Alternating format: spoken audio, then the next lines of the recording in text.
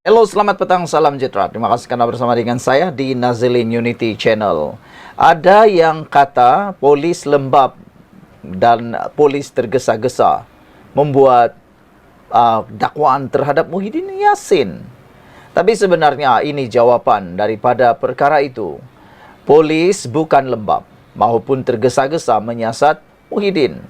Dan sebagai tambahan kepada isu kali ini, telah diberikan tahu bahawa pendakwaan terhadap Muhyiddin Yassin bukan dibuat oleh kerajaan. Kerajaan tidak ada campur tangan langsung.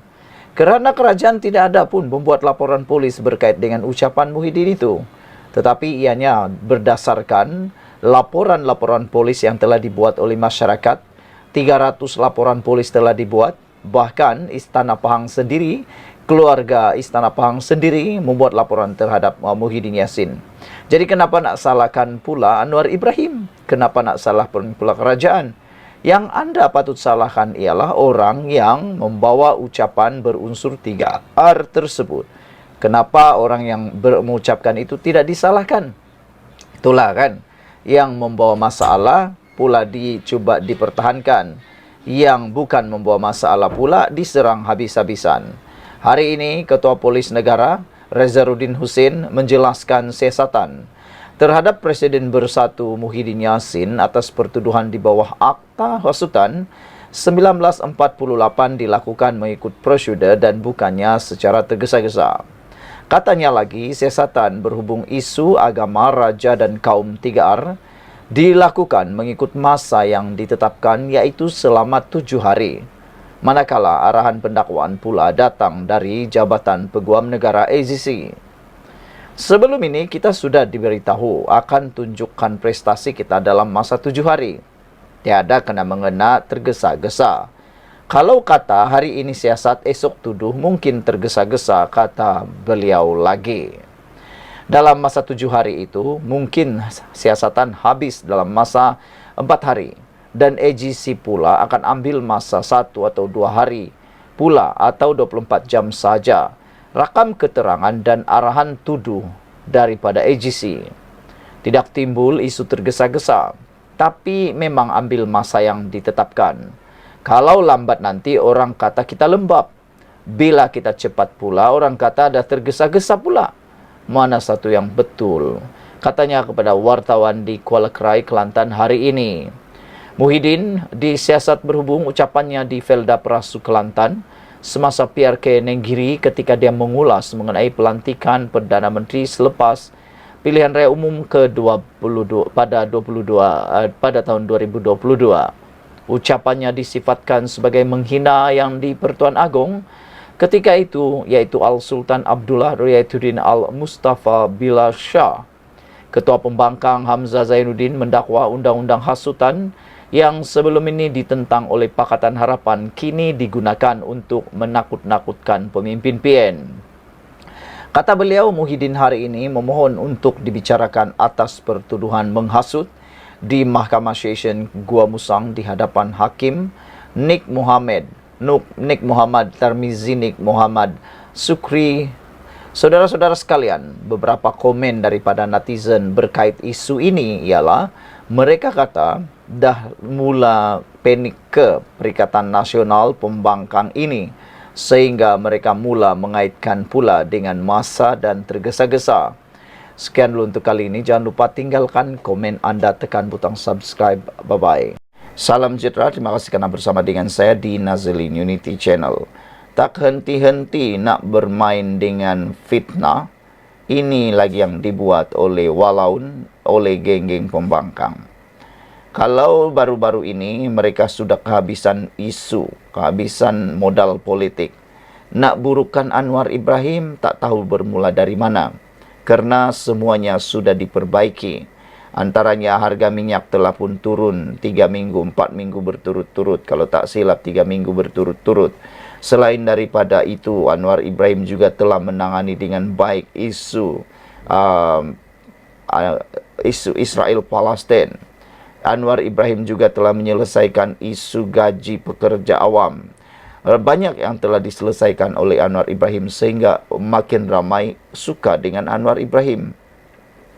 Kali ini mereka yang tak suka dengan Anwar Ibrahim cuba lagi memfitnah Anwar Ibrahim. Tapi nampaknya fitnah itu terkena di kaki sendiri, atau dengan kata lain menembak kaki sendiri. Nak cuba tembak orang tapi tertembak kaki sendiri. Baru-baru ini dalam penutupan Sukan Sukma di Sarawak, Anwar Ibrahim telah pun dijemput sebagai ahli kenamaan yang merasmikan penutupan Hari Sukan Sukma tersebut. Tapi apa yang terjadi mengejutkan apabila ada geng pembangkang ini mula menggunakan isu apabila Anwar Ibrahim menaiki sebuah kereta yang berjenama Bentley yang kita tahu cukup mahal. Mereka menggunakan isu itu, kononnya Anwar Ibrahim tidak serupa bikin. Kononnya kata mereka cuba mengatakan kononnya berjimat dan sebagainya. Rupa-rupanya Anwar kononnya naik kereta Bentley. Tapi saudara, rupa-rupanya mereka tersilap. Kereta Bentley yang dinaiki oleh Anwar Ibrahim ketika datang merasmikan penutupan Sukma bukanlah milik Anwar Ibrahim. Kereta Bentley yang dinaiki oleh Anwar Ibrahim itu adalah kereta Kerajaan Negeri Sarawak yang disediakan oleh Kerajaan Negeri Sarawak kepada tetamu kehormat yang dijemput datang ke Sarawak. Bukan Anwar punya. Aduh, kesian jugalah kan geng-geng pembangkang walau ni ikut saja. Yang paling kesian sekali, maci-maci, paci-paci yang turut terpengaruh menyebarkan fitnah.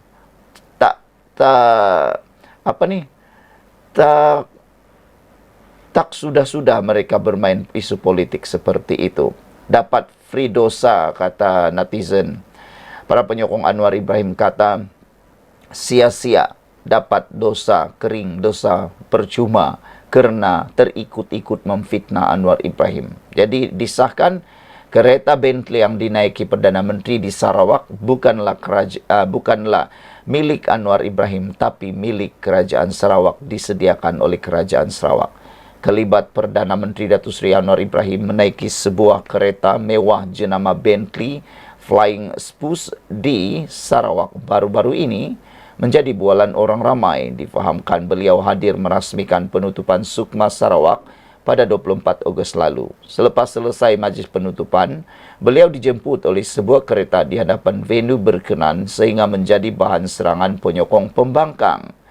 Untuk pengetahuan, kenderaan itu disediakan sendiri oleh Kerajaan Sarawak untuk mana-mana pemimpin tertinggi yang melawat negeri itu.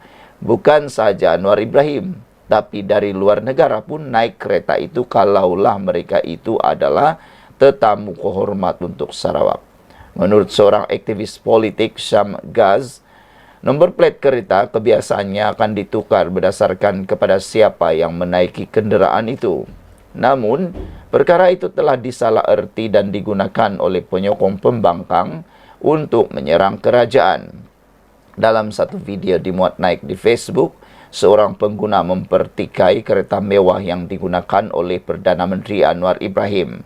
Kata beliau, cakap je tak nak bazir wang rakyat. Ini apa? Perlukah kereta Bentley yang mahal macam ni? Kata caption dalam video yang dikongsi. Video itu membuatkan ramai percaya bahawa Perdana Menteri telah menggunakan kereta mewah. Itu yang kita kata tadi. Ramai kata sia-sia dapat dosa fitnah percuma. Perkara itu bagaimanapun dibidas Sam Gaz dan beberapa pengguna lain yang menjelaskan tentang situasi sebenar. Posting bodoh, katanya. Ini bukan kereta Perdana Menteri. Ini kereta Kerajaan Sarawak disediakan untuk pemimpin tertinggi melawat Sarawak. Plat akan ditukar berdasarkan kepada siapa yang naik, katanya di ruangan komen. Itu kereta tetamu yang disediakan oleh Kerajaan Sarawak. Takkan nak angkut kereta Perdana Menteri yang ada di Putrajaya bawa ke Sabah dan Sarawak, kata Marwan pula. Kerajaan Sarawak disediakan kereta ini untuk PMX semasa penutupan Sukma di Sarawak. Yang walaun sakit hati kenapa? Bukannya PMX beli kereta tu. Ramai walaun tak terima kenyataan, komen beliau lagi. Sekian untuk kali ini. Jangan lupa tinggalkan komen anda. Sila tekan butang subscribe dan kita jumpa lagi. Bye-bye. Salam sejahtera, terima kasih kerana bersama dengan saya di Nazilin Unity Channel. Ramai orang yang cuba menyasarkan kerajaan dalam pendakwaan Muhyiddin Yassin dalam dakwaan menghasut di Mahkamah Gua Musang baru-baru ini. Ramai yang kononnya mempersalahkan Anwar Ibrahim, mempersalahkan kerajaan perpaduan, mempersalahkan Zahid Hamidi dan ramai lagi. Sebenarnya mereka silap. Rupa-rupanya pendakwaan terhadap Muhyiddin Yassin itu tiada kena mengena dengan kerajaan pun. Cuba lihat, kalau dianalisis dengan baik-baik, tiada pun daripada pihak kerajaan yang membuat laporan polis. Kalau dilihat dengan baik, yang membuat laporan polis ini sebenarnya ialah diketuai oleh Istana Pahang sendiri. Apabila Tengku Mahkota Pahang murka terhadap peristiwa dan insiden ucapan Muhyiddin Yassin itu. Jadi nak disalahkan kerajaan itu adalah tidak tepat sama sekali. Yang bersalah ialah orang yang mengeluarkan ucapan itu sendiri. Janganlah menyalahkan orang sendiri, salahkan diri sendiri. Dan menurut juru cakap kerajaan yaitu Fahmi Fadzil, beliau menegaskan bahawa yang membuat laporan polis itu ataupun membawa kes Muhyiddin Yassin di mahkamah bukanlah kerajaan. Bukan kerajaan bawa kes Muhyiddin ke mahkamah, kata juru cakap kerajaan ini. Fahmi Fadzil menegaskan sekali lagi bahawa bukan Putrajaya yang membawa pertuduhan akta hasutan terhadap bekas Perdana Menteri Muhyiddin Yassin. Berucap pada sidang media petang tadi, dia berkata, keluarga Diraja Pahang yang membuat laporan polis terhadap pengerusi Perikatan Nasional PN itu.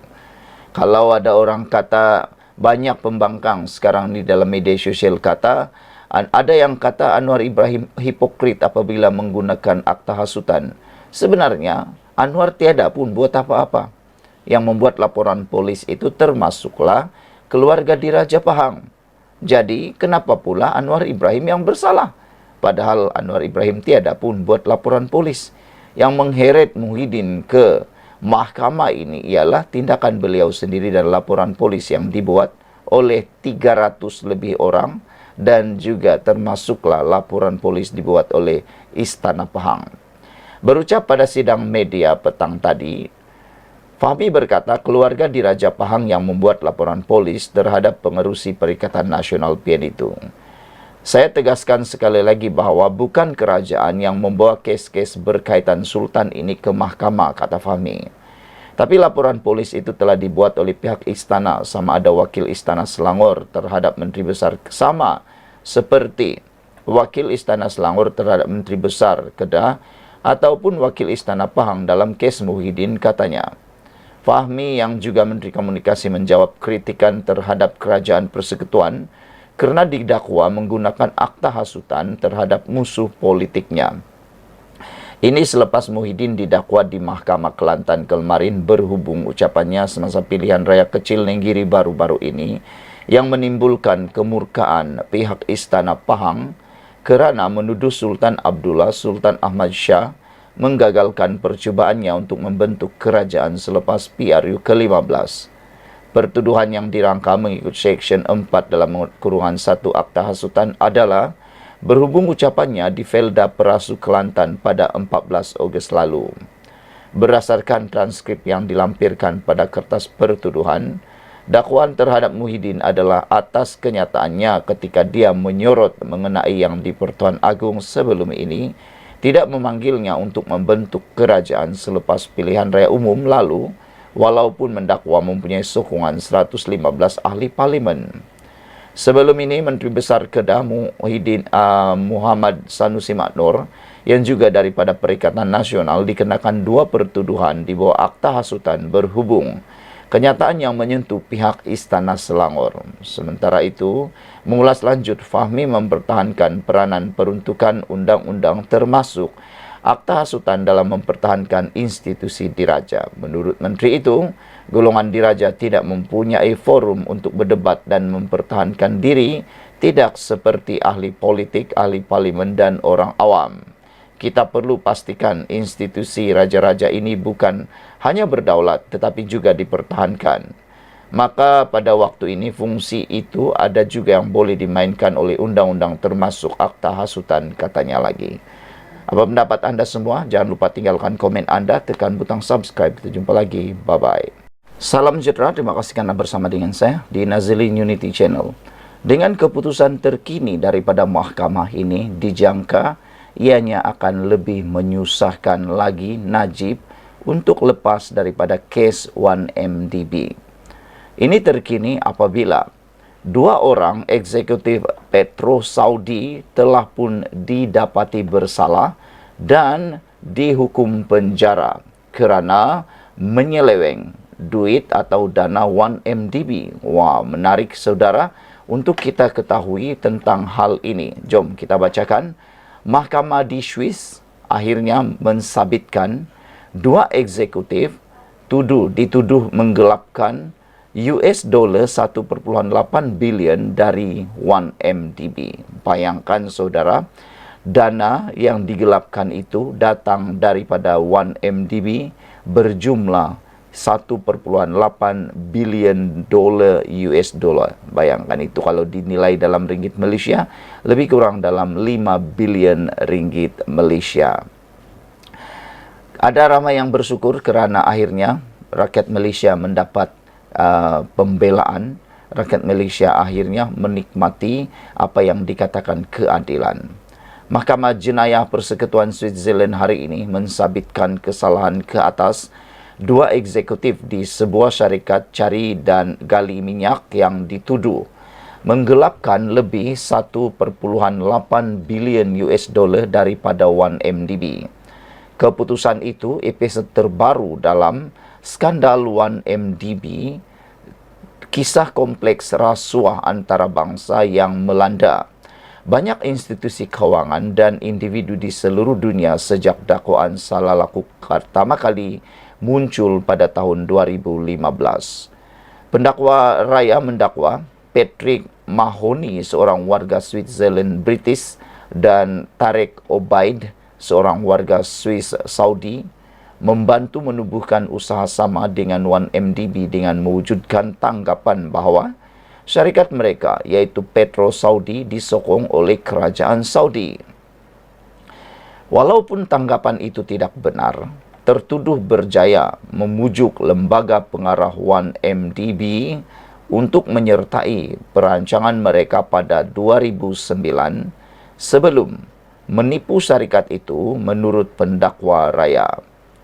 Menurut dakwaan, kedua-dua eksekutif itu menipu 1MDB sebanyak 1.8 bilion US dollar untuk memperkayakan diri mereka, yang mana Obaid mendapat sekurang-kurangnya 805 juta US dollar dan Mahoney sekurang-kurangnya 37 juta US dollar. Obaid dijatuhi hukuman penjara 7 tahun oleh mahkamah, manakala Mahoney menerima hukuman 6 tahun penjara. Pendakwa raya berkata, dua lelaki itu mencipta rancangan penipuan itu bersama ahli perniagaan dikehendaki Low Tiak Jo, penasihat kepada bekas Perdana Menteri Najib Razak yang sudah dipenjarakan atas peranannya dalam skandal berbilion dolar itu. Dua lelaki itu pada mulanya mengekstrak 1 bilion US dollar daripada 1MDB supaya ia boleh membeli kepentingan dalam usaha mereka, dan menyusuli usaha sama itu tertuduh mengambil lagi 830 juta US dollar daripada syarikat itu antara tahun 2010 dan 2011 sebagai sebahagian daripada pinjaman Islamik. Penyiasat Malaysia dan Amerika Serikat menganggarkan sejumlah 4.5 bilion US dollar disedut daripada 1MDB berikutan penubuhannya pada tahun 2009 membabitkan watak seperti Najib, kaki tangan Goldman Sachs dan pegawai peringkat tertinggi di tempat lain. Sekian untuk kali ini. Jangan lupa tinggalkan komen anda untuk isu kali ini. Salam sejahtera, terima kasih kerana bersama dengan saya di Nazilin Unity Channel. Sekali lagi, Anwar Ibrahim menunjukkan bahawa beliau adalah Perdana Menteri yang paling tepat untuk rakyat Malaysia buat masa ini.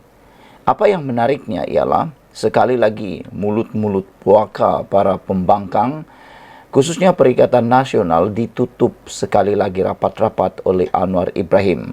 Bukan dengan fitnah, bukan dengan sumpah serana. Anwar Ibrahim menutup mulut puaka pembangkang, khususnya para walaun, tapi kali ini dengan tindakan yang paling luar biasa.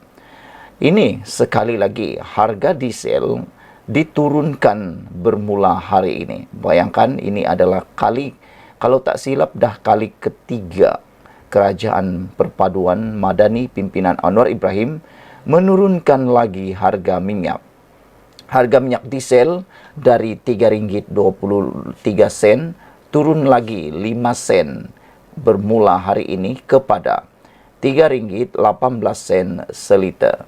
Jika ditambah-tambahkan sejak penurunannya, harga minyak diesel sudah turun menghampiri 20 sen atau 30 sen.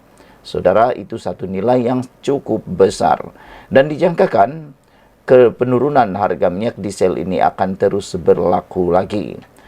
Harga runcit diesel di Semenanjung Malaysia turun lagi sebanyak 5 sen bermula hari ini sehingga 4 September depan dengan harga terbaharunya ialah RM3.18 seliter.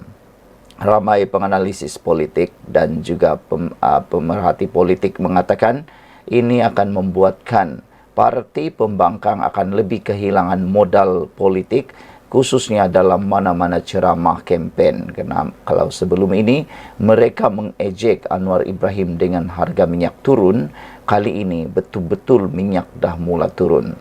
Sekarang ini entah apa lagi yang bakal dibuat atau menjadi modal politik kepada parti pembangkang, kerana mereka telah kalah teruk sebelum ini kepada Anwar Ibrahim.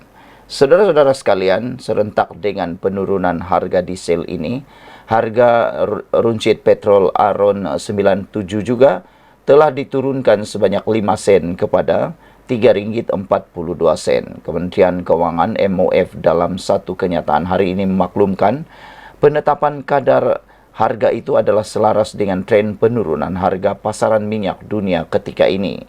Kerajaan akan terus memantau perkembangan pasaran dan menyelaras harga runcit minyak dengan mengambil kira pergerakan harga pasaran minyak dan juga menyokong kestabilan harga menurut kenyataan itu. Bagaimanapun, harga runcit petrol 95 kekal pada RM2.05, manakala harga diesel di Sabah, Sarawak dan Labuan turut kekal pada RM2.15 seliter. MOF memaklumkan kerajaan akan terus memantau kesan perubahan harga minyak mentah dunia serta mengambil langkah yang bersesuaian bagi memastikan kebajikan dan kesejahteraan rakyat terus terpelihara. Sekian untuk kali ini. Jangan lupa tinggalkan komen anda untuk isu kali ini. Salam sejahtera, terima kasih kerana bersama dengan saya di Nazilin Unity Channel.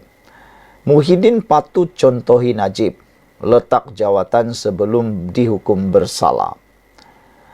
Ahli Majlis Kerja Tertinggi UMNO, Puan Zarkasi menyarankan Muhyiddin Yassin meletakkan jawatan sebagai Presiden Bersatu dan pengerusi Perikatan Nasional PN. Katanya, bekas Perdana Menteri itu yang didakwa di Mahkamah Session hari ini atas tuduhan mengeluarkan perkataan menghasut di Felda Perasu di Gua Musang pada 14 Ogos lalu tidak wajar, menjadikan alasan dia belum dihukum bersalah untuk tidak berundur. Tidak payahlah guna alasan bahawa dia belum dihukum bersalah, kata Puan. Ini berkaitan integriti. Dia didakwa rasuah kerana isu jana wibawa. Hari ini pula dia didakwa kerana isu 3R, Raja, Agama dan Kaum. Menantunya pula belum menyerah diri dan bersatu kala teruk di Nenggiri, katanya dalam satu hantaran di Facebook hari ini. Puan Zarkasi di dalam hantarannya di Facebook menulis dengan jelas bahawa elok Muhyiddin berundur, kata Puan Zarkasi. Dia kata, Ini supaya menunjukkan betapa Muhyiddin Yassin mempunyai integriti yang bagus. Tidak payahlah guna alasan dia belum dihukum bersalah, kata Fuad Zarkasi dalam Facebook beliau. Ini semua berkait integriti. Dia didakwa rasuah kerana isu jana wibawa. Hari ini pula dia didakwa isu 3R. Menantu Muhyiddin pula belum menyerah diri dan bersatu kala teruk di Nenggiri. Kata Fuad lagi, Muhyiddin patut mencontohi Najib. Dia letak jawatan bila BN kalah PRU ke-14. Ketika itu dia belum didakwa pun. Tetapi kenapa dengan baggage yang berat masih mau kekal jawatan? Pas pula bisu kerana masih keliru siapa Dajjal, kata beliau. Ada beberapa netizen kata menulis banyaklah dalam ruangan komen di Facebook Dr. Fuad Zarkasi. Antara netizen yang berikan komen, Azham Hamidi J kata, memang Din Sakau ni tak layak pun jadi presiden, kata beliau. Beliau patut cepat-cepat letak jawatan. Jangan tunjuk muka, kata orang lain. Kalau orang UMNO yang kena, cepat aja disuruh letak jawatan. Bila sendiri yang kena, macam-macam alasan, kata Aktabul Arzid Ismail mengecam mengecam Muhyiddin Yassin. Sembang apa Fuad ni, kata seorang Azhar Nayan, presiden yang ada DNA 47 patutnya hang desak letak jawatan, kata Azhar. Kini apa yang lebih menarik ialah letak kata beliau Fuad ni apa yang gamaknya, kata beliau lagi. Ini kata Nur Aribwa Hamis. Tembak kaki sendiri lagi. Kenapa tak suruh bos Datuk itu yang memang dah tentu ada 47 kes prima facie letak jawatan. Datuk Seri Zahid Hamidi tidak didakwa sebab katanya. Betul, saudara-saudara sekalian, itu ialah apa yang diberikan oleh netizen berkait dengan tindakan pendakwaan terhadap Muhyiddin. Fuad berkata Muhyiddin sepatutnya mencontohi Najib Tun Razak, tapi ramai juga yang menyerang Fuad semula. Kata beliau, Najib dia letak jawatan bila BN kalah PRU 14. Ketika itu dia belum didakwa pun. Tapi kenapa dengan kamu pula diam, kata Fuad Zarkasi. Sebelum ini, di label teruk, lebih teruk daripada Dajjal, Presiden UMNO Ahmad Zaid Hamidi berkata, pada hakikatnya yang bersifat Dajjal ialah PAS sendiri. Presiden PAS Abdul Hadi Awang menyifatkan UMNO sebuah parti rosak dan meneruskan agenda kebendaan bagi menegakkan kerajaan. Presiden bersatu itu hadir hari ini di hadapan mahkamah bagi pertuduhan mengikut Seksyen 4 dalam kurungan 1 Akta Hasutan 1948. Dia bagaimanapun mengaku tidak bersalah dan mohon dibicarakan ketika perbicaraan di pertuduhan dibacakan. Sekian untuk kali ini. Jangan lupa tinggalkan komen Anda. Tekan butang subscribe. Kita jumpa lagi. Bye-bye.